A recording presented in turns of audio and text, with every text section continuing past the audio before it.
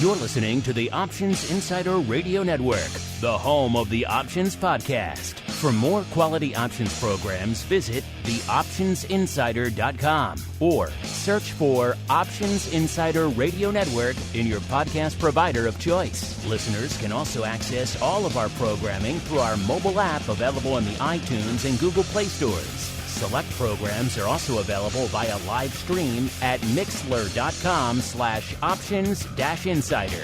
That's mixlr.com/options-insider. Don't forget to follow along with your favorite programs and submit your own questions for the hosts at twitter.com/options, stocktwits.com/options, facebook.com/theoptionsinsider, or via questions at theoptionsinsider.com.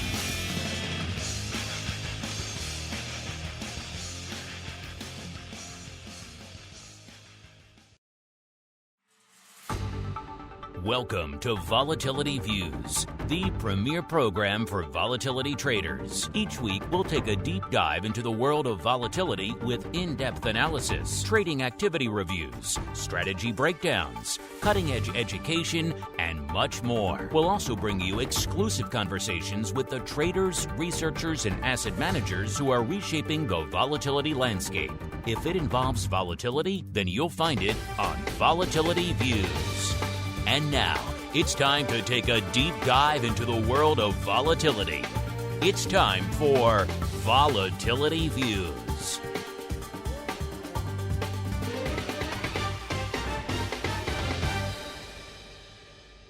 All right, everybody. That music means but one thing. It is Friday. It is noon Central. It is 1 p.m. Eastern. Do you know what's going on in this wild, wacky volatility market? Well, let's find out together. It is time for Volatility Views, the premier program for volatility traders. My name, of course, Mark Longo from don't forget the front of the word, theoptionsinsider.com. Lots of great content there. Earnings vol, if you want to go deep into earnings vol this time of year, we get it. It's all available for you there, completely for free, because we like you folks over there. And then, of course, if you want more content in your lives, you want to go above and beyond, you don't want your broadcast week to end with Volatility Views. You want to come back for, let's say, I don't know, some amazing, unusual activity analysis like Options Oddities, or you want to hit our great Pro Q&As. We had Scott Nations on last week. He's been on a Pro Q&A many times. Our guest today has also joined us in our Pro Q&A sessions. You want to check out all of those 200-plus episodes waiting for you. The second you hit that button, only one place to go, theoptionsinsider.com/pro, to learn more as we learn who's joining us on the old Volatility Views program today. First, let's go out to the dark, stormy, turbulent shores of Maine. Who would live there? No sane person, listeners, except for one man. He is the rock lobster himself, Mr. Andrew Giovinazzi from OptionPit.com. Mr. G, welcome back to Volatility Views, sir. How are things on the shores of Maine? Actually, dark and stormy today. See? Just like they're supposed to be. I called it. I willed it into being, sir. You hit it on the head. You're welcome. It's all I could say for you out there. And then also joining us for the first time on Volatility Views, Mr. Steve Sosnick, the chief options strategist over there at Interactive Brokers. Steve, welcome to Volatility Views, sir. Thank you so much for having me, Mark. It's a real pleasure to be invited and joining you today. You've been on our Pro Q&A a number of times. First time on VolViews, a little bit different audience here. So really quickly at the top of the show, for those folks who maybe haven't heard your previous appearances, give us a quick overview of your background in the option space, as well as what the chief option strategist does day to day over there at IB. Well, my background is I started working primarily as an equity trader back at Salomon Brothers in the day. The old, if you read Liar's Poker, I was about a year and a half after Michael Lewis's training class, but that's how I started. I ended up trading warrants largely because no one else wanted to there. Same thing. My department moved to Lehman Brothers. I ended up again sort of trading warrants, prime scores, and so. After, I also went to Morgan Stanley. That was just strictly equities. But at that point, Timber Hill was hiring, and I didn't know much about him. But they were, we now I'll call it we're making a big push into equity options. We were index option traders primarily, and needed someone to manage the risk who had an equity trading background, but also understood options. And that was, almost, 29 years ago. I joined. We were, a nice little firm then. We've obviously grown. The business has changed dramatically. I managed the risk for this big options market making portfolio we had, as well as being an active market maker and specialist both in the U.S. and in Canada. As a firm, we exited the proprietary options market making business, but I had started to be the one person in the firm who was allowed to comment publicly about what was going on in markets and the options markets specifically. And so I added the title Chief Options Strategist. Actually, over the last year or so, I sort of ditched the options parts. I'm just Chief Strategist. But as a result, my day now is much more spent analyzing markets and talking to folks like you. Always full of surprises, Steve. Who knew you came from the sexy world of equity warrants? Even I didn't say I was a warrant trader. That's the crazy part. Who knew? Don't get a lot of warrant traders. I love it. I love it on the network as we keep on rolling right on into the volatility review.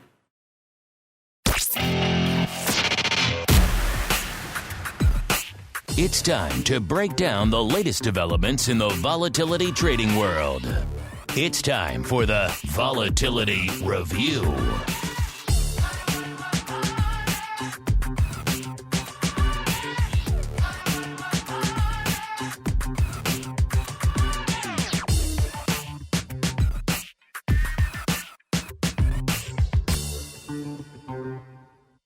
All right, everybody. Let us do it. Let us dive right on into the volatility review, the portion of the show we break down everything that's going on this week and indeed today from a vol trading and trending and analysis and unusual activity, all sorts of fun perspectives.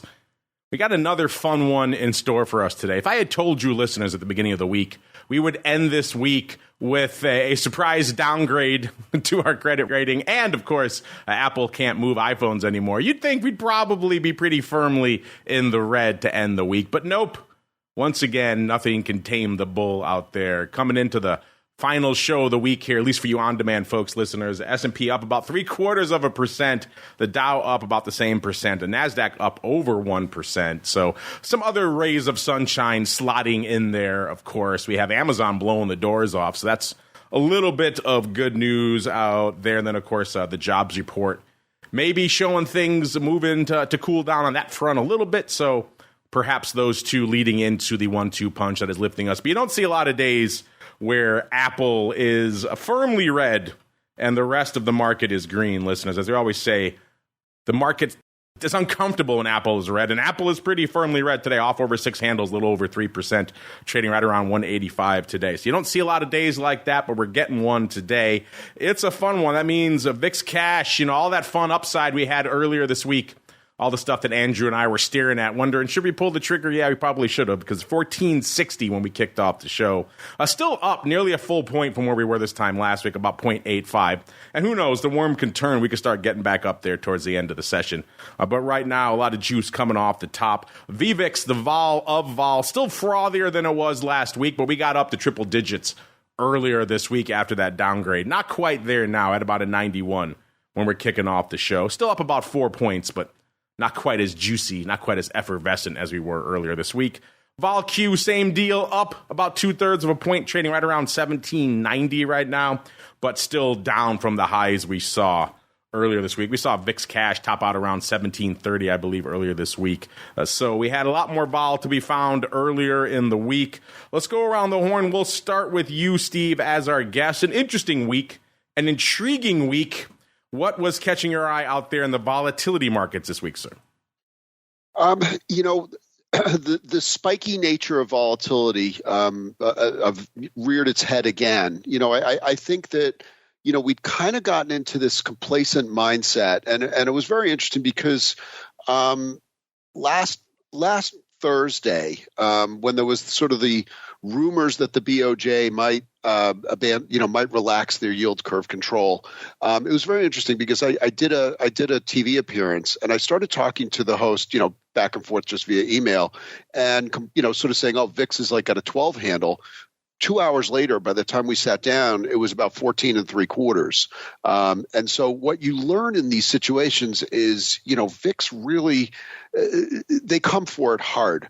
The Fitch downgrade, I don't know that that's necessarily the end all be all. I think it kind of came about more because the bond market was freaking out already, because the Treasury said that we need to raise $1 trillion in the July to September period, when they previously said it was going to be $733 billion. Quarter of $1 trillion here and there starts to add up to some real money here and there. And so, Fitch came after that. And so I think that was kind of a 1-2 punch. But from a vol point of view, you do need to take profits when it spikes. But I think we're in the environment now where you want to be, if not loading the boat, you definitely want to be buying it back when you get down to levels where we aren't, sort of 14-ish, 13-ish. I don't think we're going to see 13 anytime soon, but we're closing up, a gap on closing a gap on VIX this week. Probably, I think at this point I'm trading it from the long side. Steve, you discovered accidentally what we've known here for years on this show, which is you can't prepare for vol views more than half an hour to an hour ahead of showtime, because the vol market will turn on a dime. You could prepare all this fantastic analysis and data and charts weeks, days, hours ahead of time, and then forget about it. Throw it out your window come showtime, because something crazy is going to happen and the entire show will change. So this one, definitely one of the more challenging shows we have on the network in terms of preparation, because you just can't do anything, listeners, until about 5 minutes before showtime. But intriguing stuff nonetheless. Let's go out now to the dark and stormy shores, which are, I'm happy to say, very dark and stormy today. Mr. Rock Lobster, sir, again, a weird week. If I had thrown some of those data points I mentioned earlier to you at the start of the week, you would have been forgiven for assuming this would have been a pretty aggressively red week. VIX would be popping, and we'd see a lot of red on the screen from a broad market perspective. Yet, fast forward to Friday, and once again, stop me if you've seen this movie before, the markets are firmly green, and vol is firmly red heading into the weekend, sir. What say you? Of course, I held my VIX calls yesterday late, like in the morning. I basically almost had a double on them. And I don't know what happened. Don't even get me started. Don't even get me started, sir, on that. and by the next time I look, they're like trading 125. Yeah. And then I'm like, and then it's the classic, well, they were trading 170. I ain't selling them at 125. Because I'm an idiot, right? I didn't put my stop in. I forgot. I'm doing all this other stuff at Option Pit. We were onboarding all these people, whatever. Well, I don't even remember. And because I think we had the market look really ugly for the first hour of the day yesterday, and then that was it. It was kind of felt like it was a continuation, and then and I ended up selling them for like $1.10. Like I scratched the calls. Maybe I made about 3 cents a contract. But I sold them because I'm like, okay, well, when you don't have, I think what our co-host just said, when you don't have a follow through, what are you going to do? Right? I mean, volatility, it has to stay bid, right? The one thing about an electronic marketplace now is they move these markets pretty fast. So anyway, and now we're trading at around a 1471. And if today closes here for VIX, and I've been watching this is like the rock lobster stat that probably has no meaning whatsoever, but I thought I would spill it out anyway. So since that yield curve control thing or whatever, that surprise that hit the market on Thursday last week, every day the low for VIX was always higher than the preceding day's low. So basically, VIX made higher lows for 6 straight days until today. So, when you're looking at, my general contention, like when I'm trading VIX just straight or vol straight, I don't like shorting it while it's going up. I've never found, because you can run out of money very fast doing that. So, and today would be the first day where we're actually going to make a low that would be lower than the previous day. So if we close here, I would say not bullish VIX, because realized vol is still 10% in the SPX over the last 30 days. It might even be 60-day vol might be as low as 10%. I have to look. I'm pretty sure it was down that low. Yep, 1037. So that realized vol can get VIX to around 12, 13 handle if we stay that way. Now, I guess the Fitch downgrade, I guess it wasn't as meaningful, I guess, as 10 years ago, because I guess everybody changed the language so they could still hold government treasuries after S&P did the same thing. I would have to say, though, that, if you're going to downgrade it, this is be a pretty good time to downgrade it, because it's got, the spending is ridiculous, and clearly nobody, President, Congress, whatever the Republicans are claiming is all crap. Nobody's minding the store when it comes to, nobody's making any hard decisions there in Washington. The hardest decision they're making is deciding what steakhouse they want to go to tonight. So I get that part. $1 trillion in interest. Again, I think anybody knows that that's not a sustainable path. So, okay, the market sells off a little, and we were at all-time, 1-year highs. So it was reasonable. It was, if you're going to find an excuse to sell off a little, that's certainly a good one. But VIX was never, the curve was never out of contango. The vol products still had a negative decay profile in them. The front end of the curve never backwardated. I don't think the 9-day ever was higher than VIX. So there wasn't that. They weren't coming for the short-term vol. And I think one of the reasons why, possibly, is that this might have put a bit of a lid on the market going forward for the rest of the year. That's kind of my thesis, because I saw some earnings in some of the more mainstream companies that I follow got kind of smacked. So, generally you can get a bid for VIX, a hard bid generally if you're expecting more realized vol or two directional trade. Okay, we can be up or down 1% today or 2%, in a real way. And that's when you get a bid for VIX. So I could see us getting back to the 13 handle next week and hanging out there for a while if there's no continuation, because like you said, if we're not selling off on all the interest rate stuff, treasury yields spiking, downgrade, Japan dumping the yield curve controls and letting, I guess rates fly or whatever. And Apple earnings are terrible. They're not growing. And they're at a $3 trillion market cap, but apparently nobody cares still. I guess we're not going down. But it sounds like a bull market. I don't know. Call me nuts. But I don't think we get a whole lot lower than a 13 number. I think that's we're not, again, I think we can maybe say this, but Joe Biden is not a 9 VIX president. We didn't think Trump was. Now that you said that, we're heading to 9. You've invoked it now. Yes, although Biden does have the dubious distinction of being downgraded both times while he was either the vice president or president. Not many people can say that, I think. So I don't know if he's going to put that over the plaque at the Biden presidential library or not. But anyway, so that's what we got. So from a vol point of view, do you really want to hold? Do you really want to hold at the money volatility right now in the S&P 500? I'm like,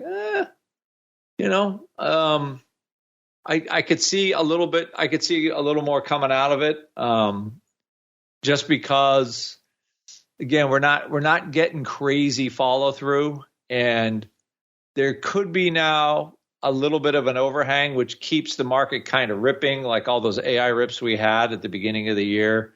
Maybe we're not getting as much. And still earnings are still not, I would say, great. Amazon, their revenues are up, but they're still not making more money than they did in 2021. So like, I don't know why they're paying all this for the, paying what they're paying for these stocks, but they are. So it doesn't really matter what I think. But from a vol point of view, I think it's easy to VIX to get around the, the low 13s. But it is unlikely to stay there for very long. Indeed. It looks like our live chat commiserating. Frank1209 says, I also failed to sell my VIX calls, waiting for another opportunity. I think I will get it. Options Queen says, I think that you'll get it too, Frank. So she's chiming in. She's usually pretty savvy. Yeah, I have an interesting tale to tell about my VIX fly that I put on this week, a call fly. I think we'll get into it more on Options Oddities when we're breaking down kind of some of our trades from the week. We always say it on this show, the upside is short-lived, take your moments. I looked at it square in the face earlier this week, and I thought, you know what, I think we might have a little bit more wiggle room to the upside. So we'll see. I'm not entirely regretting my choice, but I did look at it long and hard and said, usually these things are short-lived. But I constructed my fly in a way to, try to take advantage of a little bit more upside. So we weren't quite there at the level that I put it on for. So we shall see. We shall see, listeners. Intriguing stuff. I think, Frank, you might have another bite of the apple. We shall see. We shall see out there as we keep on rolling. Speaking of seeing stuff, let's go see what's cooking out there on the vol surface this week. And spoiler alert, we are up, but slightly. I'm sure if I re-racked this now partway through the show, we might even be flat. But as we kicked off the show, we had that front portion of the curve, that AUG future, up nearly half a point, and the SEP future up about 1/3 of a point. Still looking at a decent gulf between the cash and the AUG future, but that has come in. It was well over a point last week. Now it's down by almost exactly a point out there. So it's starting to come in ever so subtly out there.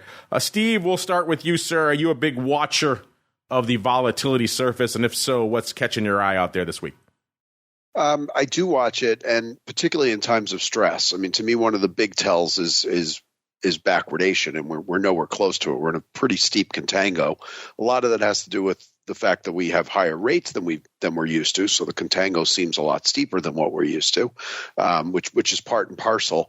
But it is something I look at closely because VIX.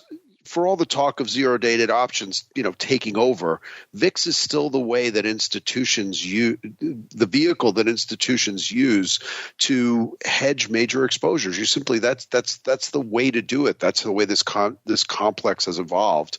As a result, you're still seeing the contango, which is the most basic way of telling you that supply and demand is in balance for volatility. When it starts to flatten, or of course when it inverts, that's telling you that demand is outstripping supply, at least in the short term. That's when things get panicky. Even, as you guys noted, it didn't get truly panicky even when we spiked, which was indeed a tell. And quite frankly, that's one of the tells for when you take, do we take the profit now or do we let it ride? I've always tried to stay fairly disciplined about taking profits when they come up, assuming that I don't really need the hedge. Assuming that this is a trading position, not hedging a larger portion of the portfolio. Mr. Rock Lobster, same question for you, sir. What is catching your eye out there in the volatility futures this week? I think so. So by the option pit. Theoretical value calculator that we have for VIX futures. Today, like literally everything is about fair and normal for this amount of time in the cycle. So just for people that were curious, so what we did is, we took a sample of volatility over the years where the VIX futures were, and kind of basically calculated an average forward vol. We drew a line to it. And then when the VIX deviates from it, because that's not basically normal when VIX is 12, anytime like there's more, the future premium is a little higher than where it, let's say, is on average or lower. That's just, we want to know when it is, when the market's paying different prices for the different terms. So right now it is literally about as there's literally no blinky red or blinky green on my screen for the first time in a while. It is as normal as it can be for this amount of time to August expiration. So it is like again, Steve said, it's a steep contango, but that's a very normal condition, especially when you have, when you just stack up the vols. Realized vol is 10%. 9-day vol is 1298.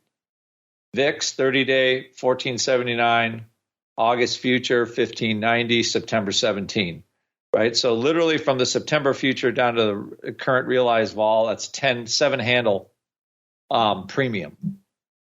Pretty normal, right? Pretty normal. So it's not like there's no vol. The market is still charging pretty good amount of money if you want to buy volatility in August or September relative to how the S&P 500 is trading. You're paying a pretty penny for any of that stuff. So and it's totally normal. So I would just say, as crazy as it is, for the news that's coming out,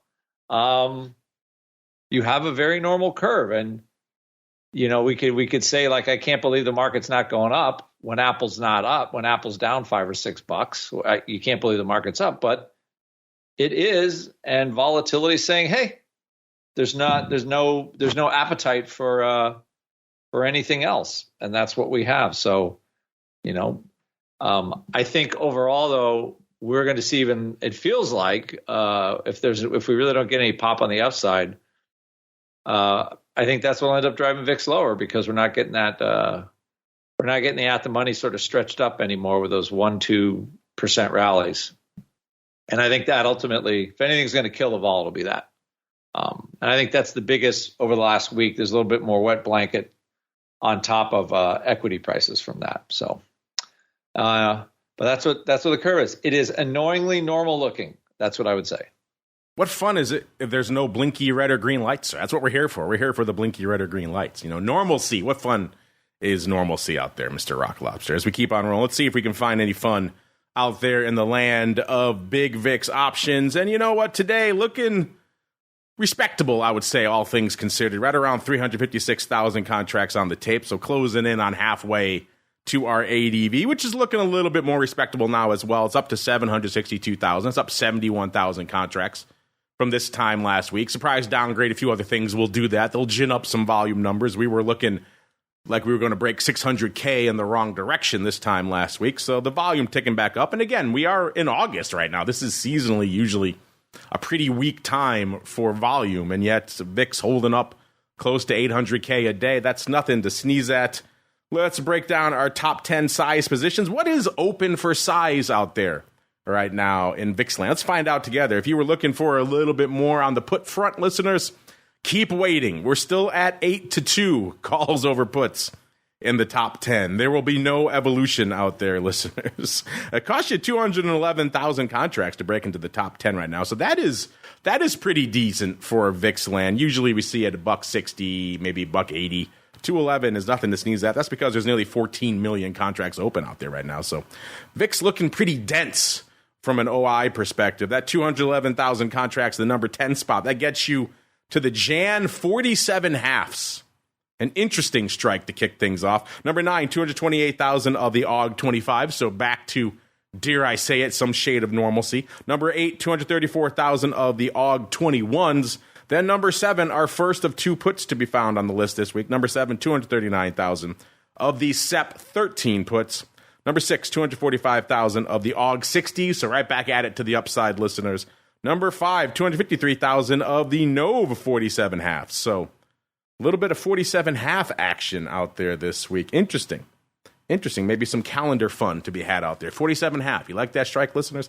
Number 4, about 250,000 as well. 257,000 of the AUG 22s. Number 3, our second and final puts in the top 10 this week. 264,000 of the SEP 15 puts. Number 2, 291,000 of the AUG 20s. And the big dog out there, 325,000 of the SEP 60s. Remember, they are one half of that 1x3 we talked about a couple of months ago now here. Intriguing stuff as we're going on into the rest of the week. An intriguing week. Like we said, today, looking kind of normal. 356,000 contracts on the tape. The big dog today are the SEP 15 puts, 31,000 of those, followed by 30,000 exactly of the AUG 60. So those continuing to trade. Number 3, 28,000 of the SEP 30s. Number 4, 22,000 of the AUG 15 puts. And rounding out the top 5 today, 16,000 of the SEP 17 puts. Looks like something funky went up today. Looks like a bit of maybe a risk reversal out there. SEP 15, 17 put spread versus looks like some of the 30 calls, but they also got the 17 calls as well. So we got some funky action that went up. It's like 25,000 by 25,000 by about 10 by 10. So intriguing ratios out there. But we got some funky stuff going on out there, which is driving up the numbers. We were at about 250,000 contracts right before showtime. So about 100,000 contracts flying in since we started talking. Yesterday, though, was when the contracts were flying a little bit fast and furious out there. We had 903,000 contracts on the tape yesterday. The big dog yesterday, our old friends, the 47 halves in November, 75,000 of those bad boys taking the top spot, followed by number 2, 62,000 of the AUG 14 puts. Number 3, almost 50,000 of the AUG 18s. Number 4, 40,000 exactly. You never see that. You usually see 40,001, something like that. 40,000 exactly of the February 45s. Interesting. That's the first Feb we've seen for size to the upside in a while. And number 5 yesterday, 37,000 of the AUG 20s. Wednesday, the big day. This was, of course, downgrade day. Over 1.5 million, 1.55 million contracts going up in VIX land. One of the busier days we've seen in quite some time. The big dog on downgrade day, 151,000 of the AUG 14 puts, followed by 128,000 of the AUG 15 puts. So maybe folks were getting the hell out of Dodge on all of those puts. Looking at these, they were going up mostly mid on a lot of these. So maybe they decided, the downside was done for a while. Of course, if they had waited, they would have been right back at those strikes. And 102,000 for number 3 of the AUG 16 puts. Or maybe they took advantage to get fire sale prices and gobbled up all those puts. Either way, ton of puts going up on Wednesday, which was probably not what you thought. Number 4, 82,000 of the AUG 14 half puts. Got to go all the way to a distant number 5 to find the first call on Wednesday. Yes, less listeners. 59,000 of the AUG 18. So on a day when we're downgraded, market's selling off, vol's popping, nobody wants to touch a call. Intriguing stuff. Tuesday, also pretty heavy. 746,000 contracts on the tape. The big dog on Tuesday, 36,000 of the NOV 42 halves, followed by 36,000 for number 2 of the October 38. So all kinds of funky strikes lightening up on Tuesday. And here we go, 36,000 for number 3 of the Jan 47 half. So we've got some interesting strikes making it into our top 5 listeners. And then number 4, 33,000 of the SEP 60s, and number 5, 33,000 of the Ds 45s. And then Monday, kind of the light day of the week, 490,000 contracts on the tape. 57,000 for number 1 of the AUG 16s, followed by 44,000 for number 2 of the AUG 19s. Number 3, 32,000 of the AUG 13 puts. Number 4, 25,000 of the Jan 20 calls. And rounding out the top 5 on Monday, 20,000 of the NOV 19. So we kind of have a representative sampling from across the board this week. We got AUG, we got NOV, we got February, we got September, a lot of August as expected. Intriguing stuff out there. Steve, I know you guys have the old vol lab over there at IB, so you're always looking at and analyzing and crunching the vol numbers for a lot of your clients. Anything catching your eye out there in the world of VIX options this week, sir? Well, I think the fact that there's so much activity in what I would call like true disaster calls just is mind-boggling. That to me strikes me much more as, risk management, like, okay, we're portfolio proofed, but realistically, I while you were going through that, I pulled up a chart, and it's pretty rare for VIX to get up to 47.5. 1, 2, it didn't even make it a couple times. It's probably 3 times. I'm just scanning the chart. 3, maybe 4 times we got up there. Now, when you get through there, you go to about, you can. In 2008 and 2020, you got up to 80, 90 level. But realistically, I don't think that unless you're hedging this giant risky portfolio of stocks, or actually to some extent high yield bonds, I don't see the point of those trades really for an average individual. They don't make a lot of sense to me as a practical matter. I think if you want to, you can get plenty of hedging and with much lower strikes than those, and that's the one that really, a 60 really, that there's not a lot of utility to that. I mean, for example, as I'm looking here, you got in 2010 and 2011, 2015, we got up around 47.5.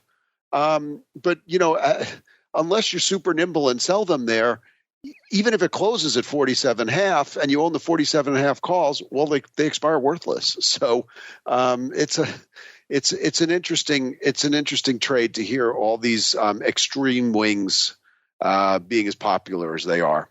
I think that's sort of maybe a risk manager in an office somewhere telling a portfolio manager, get some hedges on, get some black swan hedges on. But to me, that's not a very practical way to do it. I think if you want to buy insurance, I think you want to be a little bit better off there.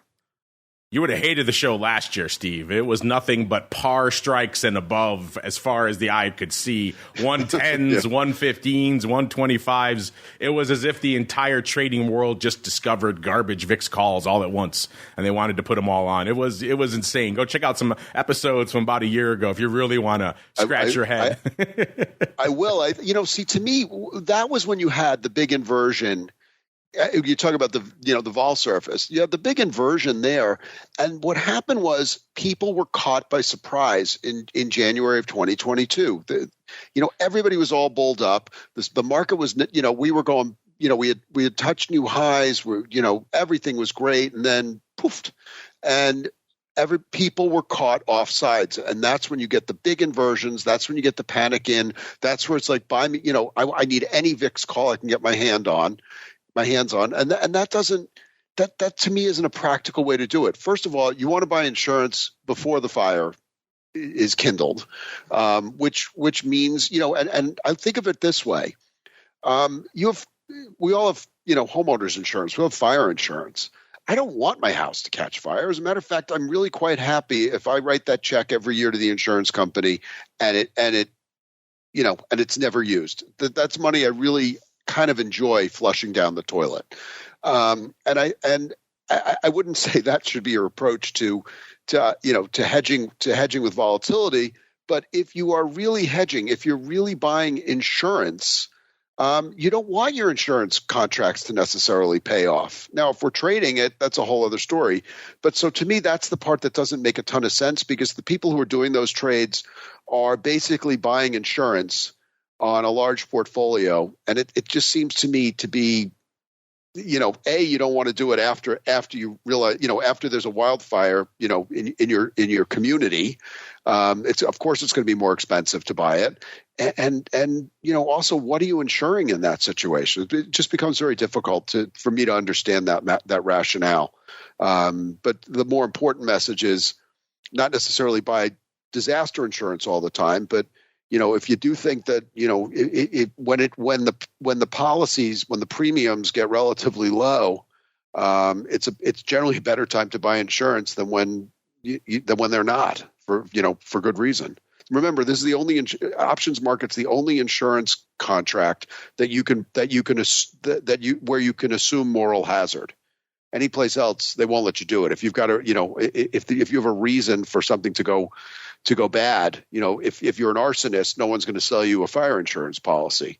But to a certain extent, the options market doesn't care. You can buy insurance no matter what your status, no matter what your ethical standards are. It's agnostic that way, and it's very different from other types of insurance. I never thought of it that way before. The options market, fire insurance for arsonists. That's maybe not the slogan. Let's put that on the brochure, the risk disclosure document. Fire insurance. Just all of a sudden I heard IB compliance just jumping. I'm not. That is not an endorsement by any means. I think we have our title for the episode now, listeners. There we go. No. Mr. Rock Lobster. What are your thoughts on that? The options market, fire insurance for arsonists. That's a good use case. I like it. I would click on that episode. How about you? To me, so Steve doesn't get in any trouble. But I think that is apt. And not only that, you can go around and you can go buy it whenever you want. One of the questions I get from my students is like, do I have to wait to exercise my option to get this? I go, no, you just go sell it as soon as the market opens and you're good. I think, I think the upside, I think a lot of that upside stuff is, probably, Amberson, I know he likes to play around in that. I like that type of trade because I do everything backwards in VIX. I use all the puts to finance the upside. And I don't write the puts, I buy them. So, of course, you got to sell the calls when they're paying, but we will commiserate on that at Options Oddities. We'll rename that show Two Knuckleheads that have been trading for 40 years. Don't take their own advice. And I think the worm's turning a little bit. I think we shall see what other shoes have had to drop. But anything else catching your eye in VIX options before we roll on out to the ETP, sir?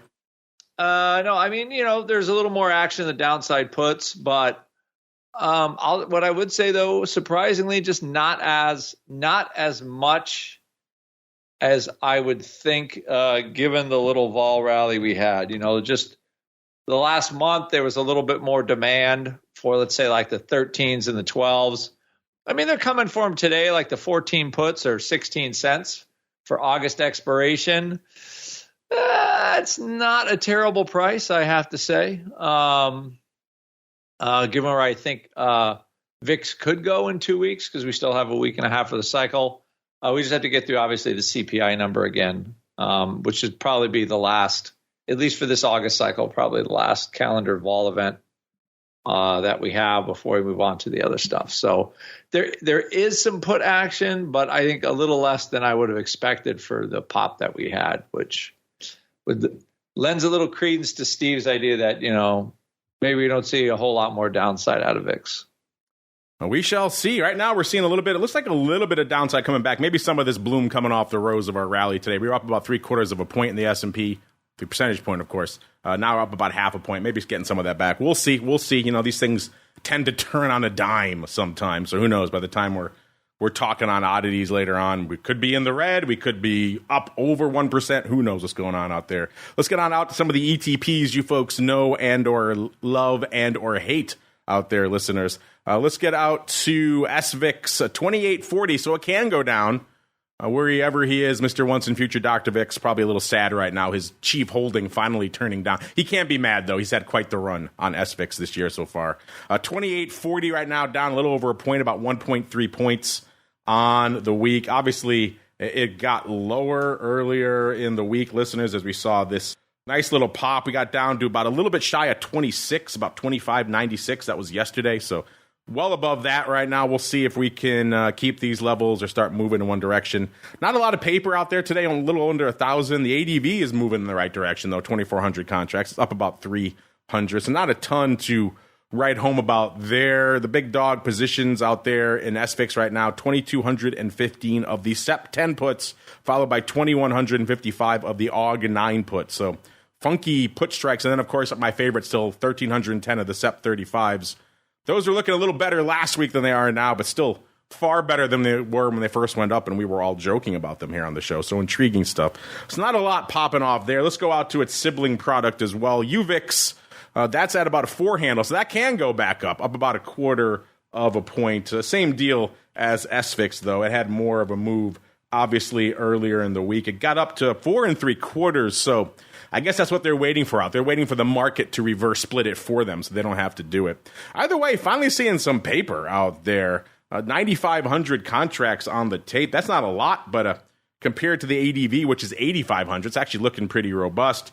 And that's up about 1,300 on the week. So UVIX just goes to show you a little bit loftier valuation, and people will actually trade this thing. The big dog today, we got 1,100 of the AUG 4 calls expiring next week. So looks like paper probably, let me look really quickly. I'm going to guess they probably, it looks like they overwrote them for about 20 cents. You like that, listeners? Overwrite in the 4 calls. They're taking whatever bid they can get in UVIX and blasting the hell out of it. I guess if you're buying this vol sell-off, then I suppose that's the way to go out there. The big position in UVIX right now, 4,800 of the SEP 3s. So intriguing stuff out there. Since we're kind of come up against it, let's roll in UVXY as well. 17 even right now, up about 1/4 of a point on the week. Of course, this one got higher. Actually, it's up now about 17 and a quarter. So it's continuing to tick up. So that puts it up about half a point on the week. Earlier in the week, it got as high as about almost 1983. So this one getting back a lot of its reverse split juice and then giving it all right back over that was yesterday. It was nearly at 20, listeners. So this thing's come off over 2.5 points in the span of 24 hours. That's a lot of juice coming out of UVXY, listeners. Wow.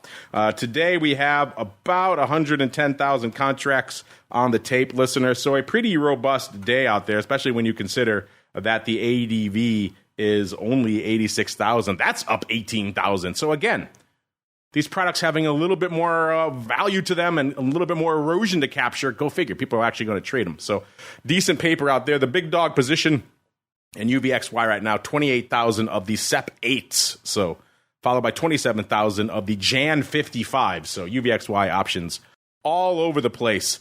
Steve, how much attention do you pay to the land of volatility ETPs? And I just ran through 3 of them, SVIX, UVIX, and UVXY. Anything catching your eye out there in either of those this week, sir? I'm going to admit I really pay very little attention to them. I don't like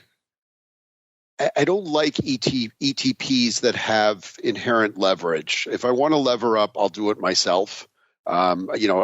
And I think that's probably, if you've got a sophisticated audience, I'd prefer that they went in that direction because you're buying someone else's decay or you're buying someone else's roll. And so there's a reason these things reverse split, and there's big red letters in the portfolio. At least they used to be in red. Now they're back to, I think, bold or just more quiet, but that these products, systematically underperform over time. They match the daily. They try their best to match the daily moves and do an okay job of it, but over time they erode. And I don't like to own eroding assets. So that's my little editorial right now. I'm not a big fan of them, and I think in the case of volatility, your listeners should be able to construct volatility portfolios on their own that probably are better suited than just sort of the approach of buying and particularly a levered ETP. We call them Franken products here on the show, Steve, okay. And not without reason out there for all the reasons you just laid down, and many more outside of that. Let's keep on rolling. Let's add in one more. Some might say the chief of these Franken products, at least it used to be, kind of a pale shadow of its former self. In fact, it is the subject of our question of the week this week. It is VXX at about a 24, so getting about half a point back, continuing to move to the upside. So maybe some of that signaling that maybe some of this worm is turning now out there. We shall see. 87,000 contracts on the tape today as well. That's not nothing because the ADV is only 81,000, and that's up 7,000 from last week. So the volume moving in the right direction out there in VXX land. The big dog position in VXX right now, 33,000 of the AUG 22 puts. Mr. Rock Lobster, anything catching your eye out there in the Vol ETP universe? Your big friend VXX or UVXY or UVIX, and we'll even throw SVIX in there, sir. Why not? Actually, for Steve, he would like, because we call those products reliably crappy. Yes. Yeah. So I that's the less politic way of saying what you were trying to say with the leverage idea. As far as volume goes, I have been dabbling a little bit in the SVXY product. I think the volumes are, again, like for a trade, short-term trade, I think they work okay, depending on, what you want to do. And I know Russell loves SVIX because he'll just think that's going to go up forever, and it probably will to the day it doesn't. But as of right now, I'm just noticing a little bit more volume. Now, obviously, VIX going from 13 to 16 or whatever, some volume picked up in them. And I like the inverse ETFs as a bounce. It's kind of their fun bounce products. I try to ignore them when they're just sort of going in one direction. But yeah, I just, again, seeing a little bit of volume, but not a whole lot to speak of in those products. I guess the only thing I will say, though, is like UVXY, we're just waiting for that to resplit again because it is quickly losing value as fast as possible. That it is indeed. We'll come up against it, listeners. Let's go really quickly into the Vol voicemail so we can pay off our question of the week. It's time to share your thoughts and opinions with your fellow volatility traders. It's time to check the Volatility voicemail. Make your voice heard by dialing 779-669-4VOL. Posting a comment on the optionsinsider.com, sending an email to questions@theoptionsinsider.com, or posting your questions to twitter.com/options or facebook.com/theoptionsinsider. All right, everybody, welcome to the Vol voicemail, the portion of the show where you folks take the reins, your questions, your comments. You also get to sign off and chime in on our question of the week. And this week, it dovetails nicely what we were just talking about. This week, we're asking you, VXX, I think to put it mildly, had a rocky year last year. Are you trading it again, or have you moved on? Gave you 4 choices. Yes, I never stopped. Yes, they lured me back in. You're like the Godfather. Just when I thought I was out, they pulled me back in. Or no, I don't trust it. Or no, I trade other products. Steve, I'm guessing you don't have a dog in this fight because you don't like them. But what do you think our audience is voting for? You think they're trading VXX again, or are they back out? I'm going to say they're back trading it again. The spike, a spike like we've seen probably draws people back into trading it. That could very well be. Mr. Rock Lobster, what are you saying on this one? You saying our audience is, yes, they never stopped, yes, they lured me back in, or no, I don't trust it, or no, I trade other products? There's so many choices here. So of course, it lured me back into trade on a much shorter term basis than it used to be by a factor of 6 months or something. And I think that they have found other products to trade. That's what I'm thinking. That is the case right now. 41.9% of our audience saying no, they trade other products now. So they are done. They have washed their hands of VXX. Once bitten, twice shy. Can you blame them out there, listeners? 22.6% saying no, I don't trust that. So you add that two together. You're talking closing in on 2/3 of our audience saying, nope, they're done with VXX. 19.4% saying, yes, they lured me back in, and bringing up the rear, as I hoped, yes, I never stopped, 16.1%. Intriguing stuff. Speaking of intriguing stuff, listeners, I can delay it no longer. It's that time of the show. It is time for the crystal ball. It's time to peer into the future and reveal what the volatility gods hold in store. It's time to look into the crystal ball. All right, everybody, welcome to the crystal ball, the most difficult, the most dangerous portion of the show. Steve, I hope they prepared you, because we're getting into it now. This is where we attempt to figure out what the vol gods hold in store for us for the coming week, listeners. Last week, it was myself and the greasiest of meatballs and Scott Nations. And because Scott was on and VOLQ is his product, we also threw VOLQ into the mix. And right now, coming into the end of the show, VOLQ is pretty much exactly at an 18, and VIX is almost a 15, about 1490. So VIX getting a little bit of froth, a little bit of juice back here to end the show. I was at 1335 out there for VIX and 15 double for VOLQ. So obviously, I was not feeling this surprise downgrade that we had out there. Mr. Meatball, a little bit closer. He was at 1441, so he was within half a point, not within our 10th of a point margin of victory, and he was nowhere close. Oh, he was on volley. He wasn't on VOLQ. He was on volley of 1221. And then Scott was at a 12 3/4 on VIX. His volley, one of his vol measures, listeners, 1180, and VOLQ 16 1/4. So long way around to saying no joy for any of us. I'm looking here really quickly. Yeah, I don't see any of our listener submissions from the chat or after the fact. I got a couple of 14 handles, but that's about as close as it gets. Our producers will go through all the submissions, listeners, and see if anybody was close. If you're within our 10th of a point, listeners, winner, chicken dinner for you. Who won last week? I forgot the name of the list. I think it might have been Nichols, but congratulations to our winner of fabulous prizes last week. Steve, a long way around to saying that means no winner last week. That means our guest, you get the dubious honor of going first, sir. What are you feeling for VIX this time next week? I'm going to go with 15 3/4. The rationale being, and I may be a little early on it, there are 3 months of the year where the average return on the S&P 500 is lower, or at least over the past 25 years. And that is in order, September the worst, February the second worst, August the third worst. There are 3 months where VIX tends to end the month higher, August being the month that is the best month for VIX historically. Part of that is, if September is bad, wouldn't you want to own a product that looks 30 days ahead, and 30 days past August is September? So I've got a definite upside bias on VIX. I also, I'm looking around and just sort of thinking the market seems a little tired. I'm going to go 15 3/4, and I think we'll actually see numbers higher than that during the week. Interesting. I wouldn't hate that, Mr. Rock Lobster, sir. You went on the show last week, so you get to go next. What are you feeling for this time next week?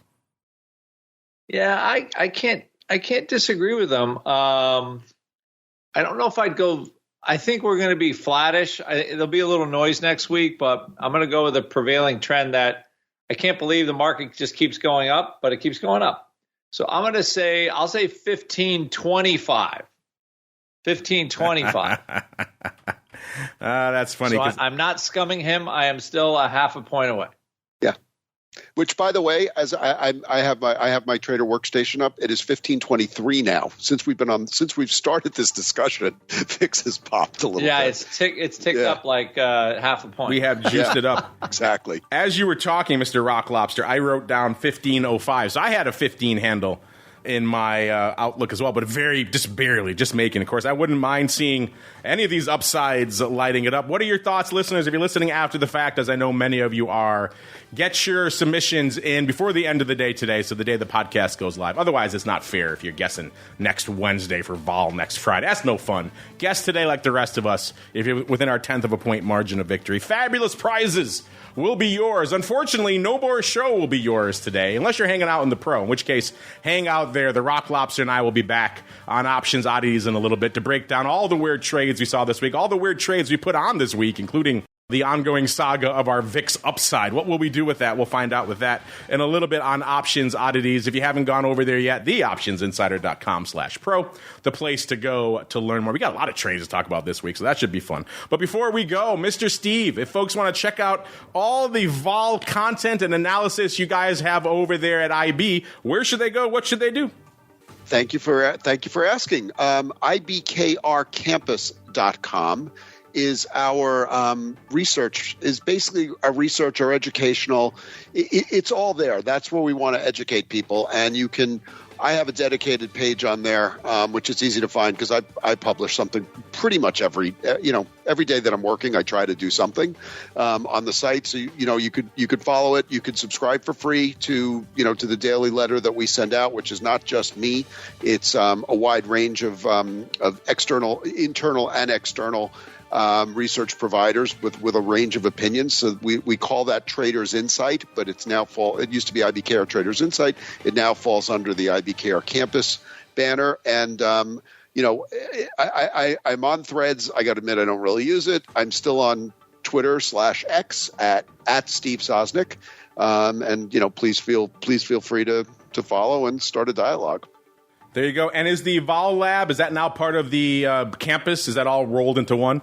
It's all sort of rolled in there. Yeah, the volatility education, all that stuff is part and parcel now of IBKR Campus. We just figured it was much easier to send people to one specific place and then let them go through. There's if you read through I'm reading through the banner. It's home, it's courses, it's news, it's quant. So there's a whole bunch of there's webinars, there's podcasts, there's a trading lab. There's a whole. It's all branded under there. So that's really the place to get started. There you go. Check them out over there, IBKR Campus listeners. And Mr. Rock Lobster, if they want more specific vol learning, where should they go? What should they do, sir? Well, you can come over to optionpit.com or go to Weekly Profit Cycles at Money Map Press. Again, but if you go to Option Pit, you get 10% off anything we have there. If you say you listen to this here show Ask Our Customer Care team said Andrew said so because this is the only place where you can get that deal by listening to the Options Insider Radio Network. We've been doing this now with you for a significant part of my life at this point, it would appear. So, but we enjoy it and have fun. So there you go. Everybody have a good weekend. Have a good weekend. That will conclude the On Demand Network for this week. Hope all of you had a good, a fun, a profitable, a safe trading week. Again, if you're hanging out in the Pro, we'll be back in a little bit to break down the entire week from an options oddities perspective and talk about the crazy trades, the flies, and everything else that the Rock Lobster and I put on this week and probably took off as well. Then back again, of course, on Monday.